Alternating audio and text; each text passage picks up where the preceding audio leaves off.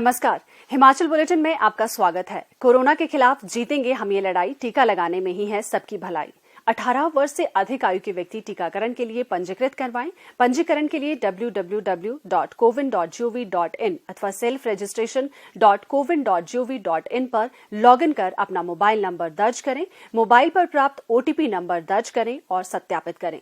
Farm के अनुसार विवरण भरें और स्वयं को पंजीकृत करें। टीकाकरण के उपरांत भी 3 बहुमूल्य नियम अवश्य अपनाएं। हमेशा मास्क पहनें, अपने हाथ साबुन और पानी से नियमित तौर पर अच्छी तरह धोएं, दूसरों से उचित दूरी बनाकर रखें। अब पेश हैं आज के समाचार।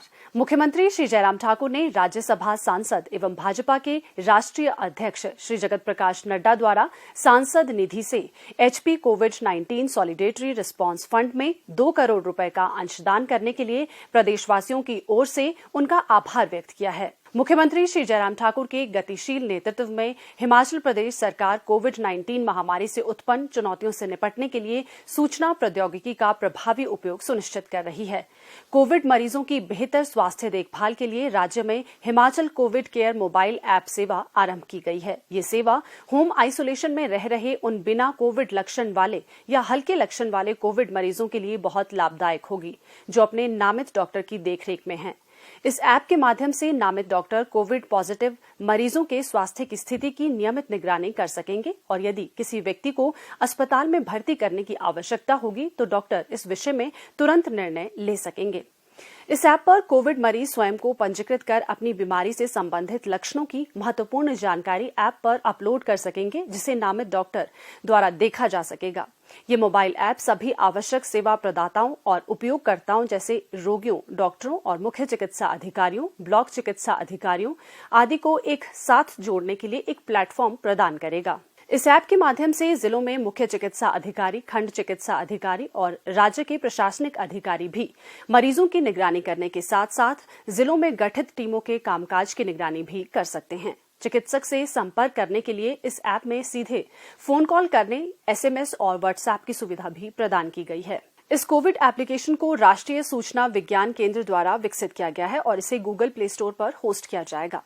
इसे वेबसाइट himachal.nic.in और www.nrhmhp.gov.in से भी डाउनलोड किया जा सकता है। सर्वप्रथम ऐप में लॉगिन करना होगा। लॉगिन करने के बाद उपयोगकर्ता को सही और वैध जानकारी अपलोड कर रजिस्टर बटन पर क्लिक करना होगा। ऐप पर सफल पंजीकरण के बाद उपयोगकर्ता को उसके डैशबोर्ड पर निर्देशित किया जाएगा, जहां वो अपने लक्षणों का विवरण दे सकता है। चिकित्सक ऐप में लॉगिन करने के बाद मरीज द्वारा भरे गए विवरण को देख सकता है और दवाओं को निर्धारित करने के लिए मरीज के विवरण का आकलन कर सकता है। इसके बाद मरीज ऐप पर ही उसके लिए डॉक्टर द्वारा निर्धारित दवाएं देख सकता है। Himachal Covid care mobile app सेवा पर मरीज द्वारा तिथिवार दर्ज किए गए विवरण की स्थिति और उसे निर्धारित दवाओं के आधार पर मरीज की बीमारी की स्थिति की निगरानी भी ब्लॉक, जिला और राज्य स्तर पर की जा सकती है। ये ऐप उपयोगकर्ता के लिए पूरी तरह से इको फ्रेंडली ऐप है और होम क्वारंटीन कोविड पॉजिटिव मरीजों को घर पर नियमित उपचार, देखभाल और अस्पतालों में उन्हें समय पर रेफर करने में सहायक सिद्ध होगी। Himachal Covid care mobile app से न केवल मरीजों को जरूरी चिकित्सा सुविधा उपलब्ध होगी, बल्कि महामारी को प्रभावी तरीके से प्रबंधन में भी सहायता मिलेगी। मुख्यमंत्री श्री जयराम ठाकुर ने आज शिमला में कहा कि प्रदेश सरकार नशीली दवाओं की तस्करी से निपटने के लिए बहुआयामी रणनीति अपनाकर राज्य को ड्रग फ्री स्टेट बनाने के लिए प्रतिबद्ध है। श्री जयराम ठाकुर ने कहा कि राज्य पुलिस को बड़े नशा तस्करों के अलावा छोटे तस्करों पर भी कार्रवाई करने के निर्देश दिए गए हैं। मुख्यमंत्री ने कहा कि भांग और अफीम की अवैध खेती को नष्ट करने और नशा तस्करों की संपत्ति को अटैच करने के लिए कदम उठाए गए हैं। उन्होंने कहा कि 1 जनवरी 2020 से 30 अप्रैल 2021 तक NDPS अधिनियम की संबंधित धारा के अंतर्गत कुल 2126 मामले दर्ज किए गए हैं और 2909 व्यक्तियों को हिरासत में लिया गया है। मुख्यमंत्री ने कहा कि विभिन्न खुफिया अभियानों के माध्यम से बड़े पैमाने पर प्रतिबंधित पदार्थों की अवैध खेती का पता लगाकर इसे नष्ट किया गया तथा भूस्वामियों व अपराधियों के विरुद्ध 161 मामले दर्ज किए गए हैं। श्री जयराम ठाकुर ने कहा कि हाल ही में राज्य पुलिस ने मंडी जिले के पद्धर की टिक्कन उप तहसील के अंतर्गत चौहार घाटी में 66 बीघा भूमि पर 10 करोड़ रुपए मूल्य के 15 लाख अफीम के पौधे की अवैध खेती का पता लगाने में सफलता प्राप्त की है। उन्होंने कहा कि एनडीपीएस अधिनियम के प्रावधानों के तहत अपराधियों द्वारा नशीले पदार्थों के अवैध व्यापार से अर्जित चल और अचल संपत्तियों को अटैच करने के लिए वित्तीय जांच की गई है। मुख्यमंत्री श्री जयराम ठाकुर ने प्रधानमंत्री श्री नरेंद्र मोदी का किसानों को डायमोनियम फॉस्फेट उर्वरक पर अनुदान में 140% वृद्धि कर राहत प्रदान करने के ऐतिहासिक निर्णय के लिए आभार व्यक्त किया है। उन्होंने कहा कि इससे प्रदेश के लाखों किसान लाभान्वित होंगे। उन्होंने कहा कि वर्तमान में किसानों को इस उर्वरक पर मिल रहे अनुदान को 500 रुपए प्रति बैग से बढ़ाकर 1200 रुपए प्रति बैग कर दिया गया है। श्री जयराम ठाकुर ने कहा कि हिमाचल प्रदेश में डायमोनियम फॉस्फेट की वार्षिक खपत 1200 से 1500 मीट्रिक टन है।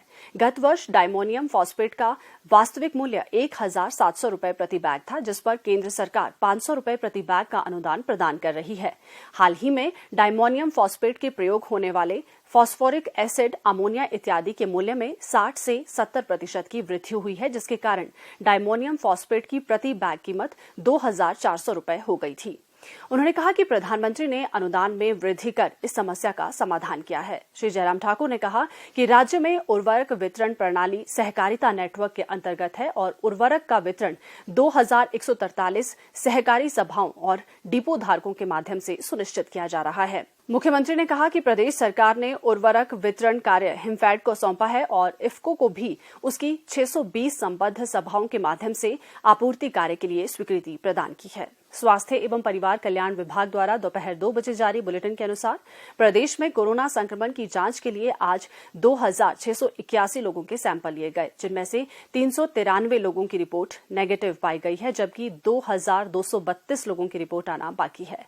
अभी तक 18,24,948 लोगों की जांच की जा चुकी है, जिनमें से 16,44,490 सैंपल की जांच नेगेटिव पाई गई है।